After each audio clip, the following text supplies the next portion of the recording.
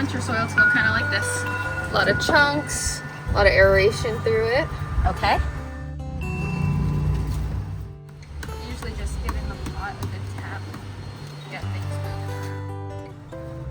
So just like gently coaxing it out. Ah. Really the way to go. Okay. When you put it in these, want to stick them in, you can, but usually they're there to absorb water from. Trim up anything that is kind of looking sad. You might look a little bald. That's fine. Okay. That's what I would have done. I just was scared too because Yeah. it's an Albo. Yeah, for sure.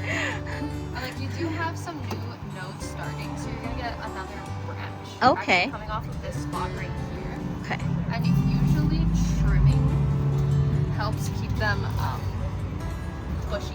Okay. Which is an interesting concept, but it pushes that hormone Mm-hmm. that tells them they need new leaves. So after cutting this branch is gonna go. I still recommend grabbing this trellis just in case Yeah. this one gets heavy like this. Where would you put this second one? I would probably try to stick it right on this side.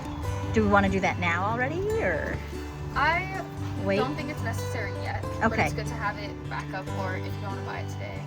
I have another one at home. Yeah. I Oh, bought it you from you have guys. Yeah. But like all of this leaf damage though, I'm just Yeah. gonna trim off for you. Okay. That's what I thought should happen, but Yeah. Don't worry, you won't. Yeah. If it's more decorative, ornamental like these, this one's a good way to go.